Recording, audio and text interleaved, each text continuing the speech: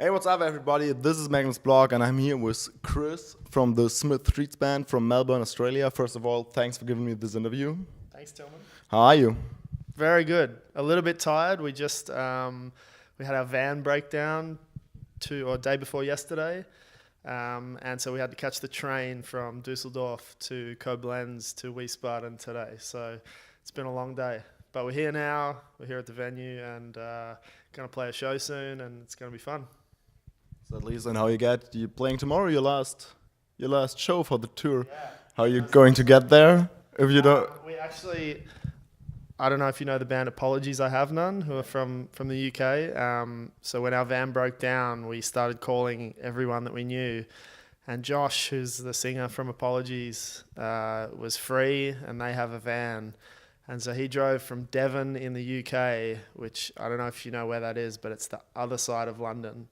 So he drove like 15 hours to get here, and he's going to drive us for the rest of the tour, for the last show tomorrow, and then back to London for our final show, and then our final show, which is by ourselves, not with the rest of the guys touring here, and then take us to the airport. Wow. What a guy. It's a huge effort. Awesome friends. Yeah, absolutely. So excited. Okay, so let's start to talk about the Smith Streets Band and not about when broke down. We're going to talk about tour.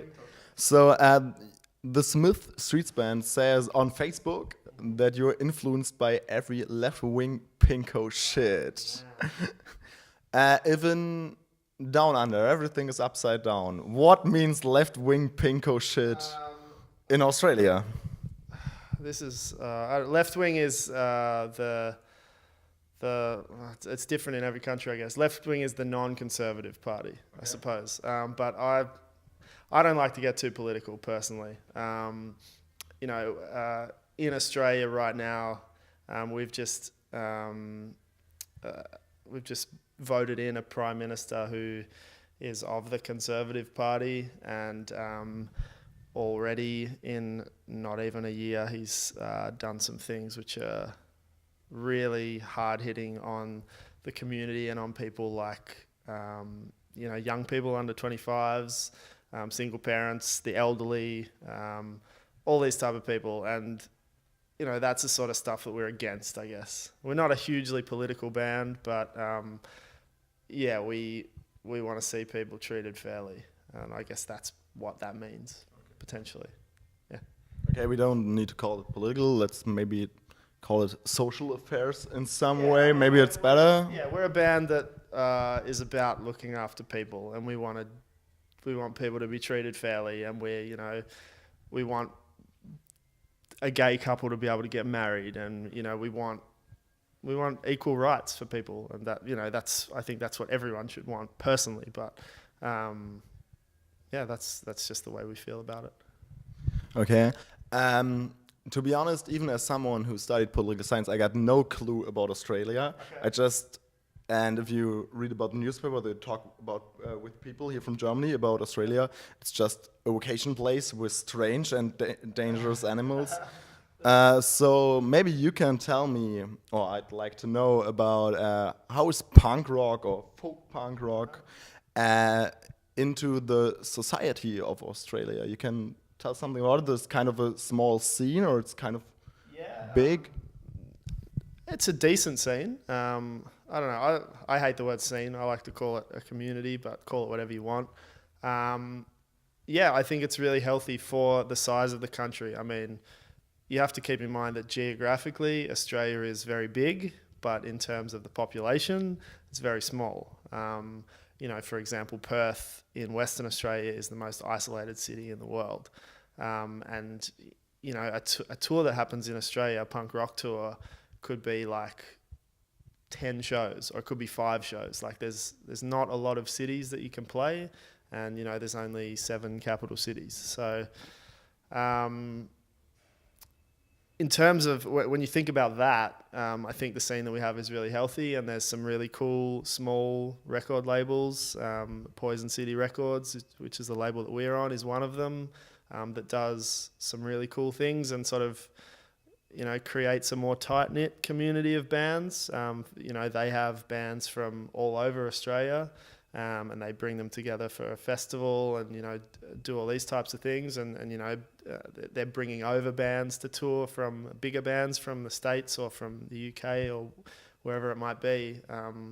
And putting their bands on to support and that sort of stuff. There's other labels. Hobbledehoy Records is one, and Resist Records is another.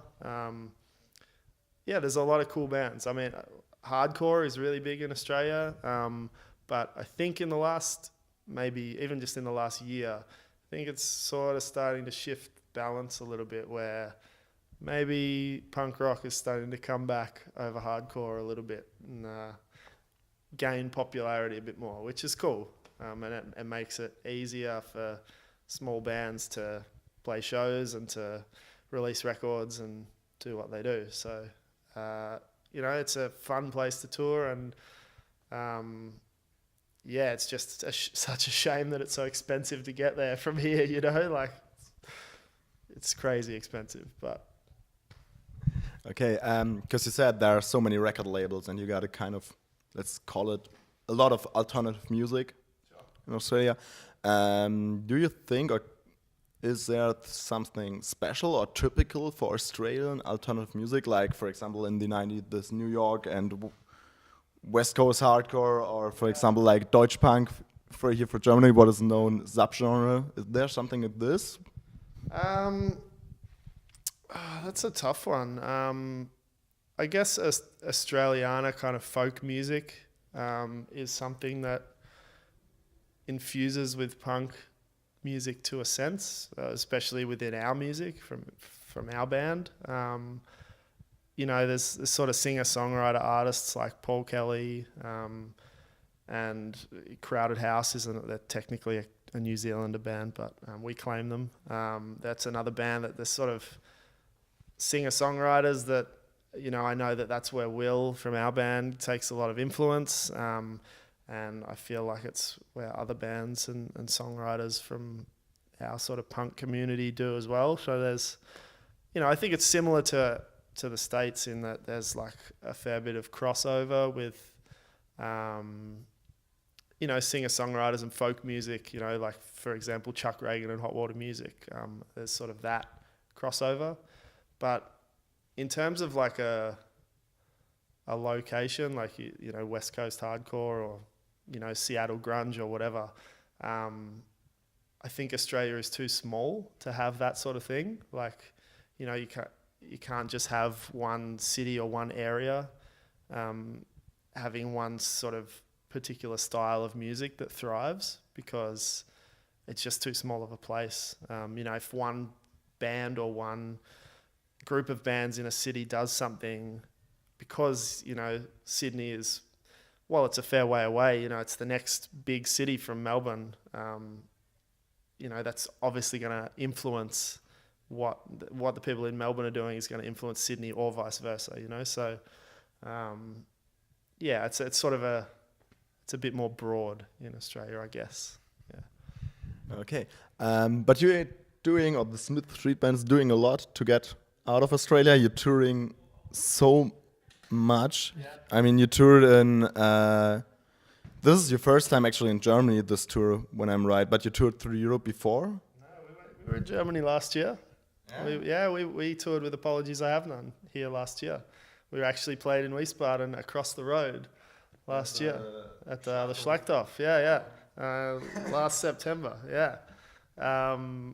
This is our second time over. The tour last year was quite short. We did 10 shows, I think, and maybe only 6 of them or 7 of them were in Germany, whereas this tour is like 36 shows and a lot of German shows. This is the second time back. Okay. Yeah. I'm sorry, was there another part of that question? No problem. It was just bad journalism, to be honest. But what I wanted to ask is that there's something, or is that special place or special area? I mean, you say Europe, or I don't know, at the world. Doesn't matter where you would say it's this awesome, where every band should show up, if it's possible. There's so many places. You put me on the spot. I'm trying to think now. You know, I said this in an interview the other day. I'm going to say it again. London will always hold a bit of a special place for me because we played it would have been 2013 when we came over last year. The very first show that we played out of the country, the first show that we played in the UK or Europe was in London. With apologies, I have none. We had no idea what to expect, and you know, the show sold out, and a full room of, I think it was 250 people, knew the words to our songs and were singing along and going crazy, and that just like it blew us away. We honestly didn't know what to expect, and to have that happen was probably one of the coolest things that's happened to me like since we've been in this band. So you know, that's amazing. German hospitality is another one. Like I've loved all of our shows in Germany, seriously, because promoters in Germany and the people of Germany like really know how to treat bands in terms of like, we've never showed up at a show before and you get this huge platter of food and then that's not even dinner. You've got dinner later on, like it's, and then you've got a place to stay and all the beer you want, and like it's it seems for you it's probably like an expected thing that bands get treated great here, but in Australia that's not the way it works. I'm not saying that there aren't places in Australia that don't treat bands really well, but yeah, it's the way bands are looked after here and sort of respected is, and the way music is respected is really cool. I love coming to Europe, and we're already coming back in October, and we're already planning our next trip in 2015. Not to say, you said before that we're doing our best to get out of Australia. That's not true. Like, I love touring Australia as well, but we just want to like take the opportunity while we can to tour as much of the world as we can. We'd be crazy not to, you know. So yeah, it's pretty fun so far. Yeah, you played own headliner shows. You played as support for Frank Turner, for example. You played at Kreativfabrik and other festivals. So what do you think, or what is more comfortable for you? I mean, everything of this got its own spirit, or own feeling, but what is for you cooler? It's more like to be, I don't know, not to be, it's maybe the wrong way to say it, but to play at least at small venues with They each have their own advantages and disadvantages. Like, you know, there's no feeling like playing in a room of, like I said before, 200 people or even smaller than that, where like people are climbing all over the stage and shit's getting torn apart, and you know, it's the sweatiest show you've ever played and everybody knows the words, and that's how we started out, you know, and like that's like there's no more special feeling than that. But also on the flip side of that, to play, while it's a little bit less personal, especially for me because I play the drums and I'm sitting like at the back of the stage, you know, on a big riser and the crowd is so far away. When you're standing on the side of the stage, like at Grows Rock, for example, and you look out and there's like a sea of, I don't know, 5,000 people, or maybe more, maybe less, but like to have that feeling, and like it's fucking terrifying. But like, you know, that's like, it's sort of life affirming. It's something that when you think of playing music as a 14 or 15-year-old kid or whatever, like that's like you want to play your music to as many people as you can. And there's like 5,000 people in one place that are going to watch you hopefully not fuck up your songs.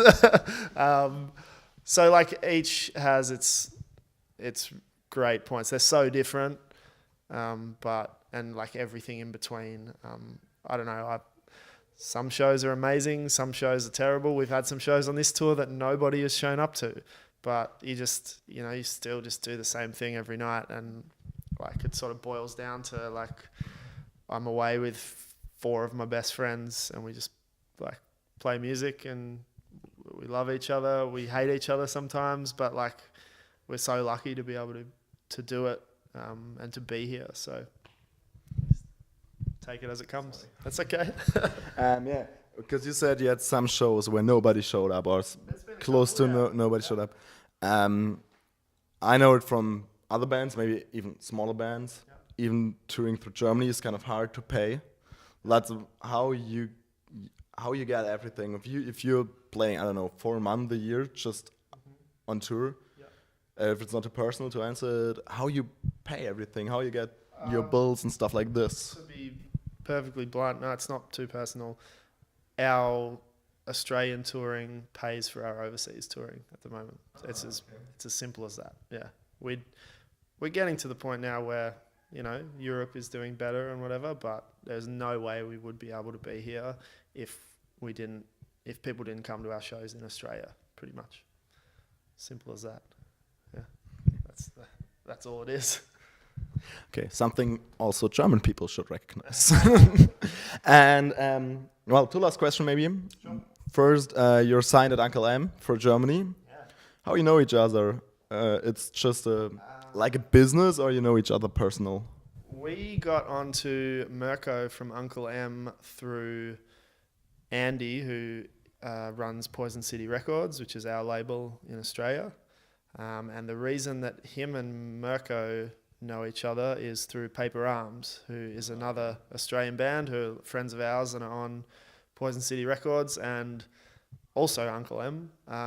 And do you know what? I have no idea how they came to be on Uncle M. I'm not sure. But Mirko is lovely, and we actually met him in person for the first time when we were asked by starting ruining it. We met him in person for the first time when we were in Munster a little while ago, and he's a lovely guy, and I'm really stoked to do our next record with him. So, okay, thank you very much. Aspa is getting to start now. It's going to be loud. Thanks for the interview. Thank you. Cheers. This was Magnus Blog. See you next time. Next time it will be Metallica as usual, and we're talking about, I don't know, maybe Lars Ulrich's rant or something like this. See ya.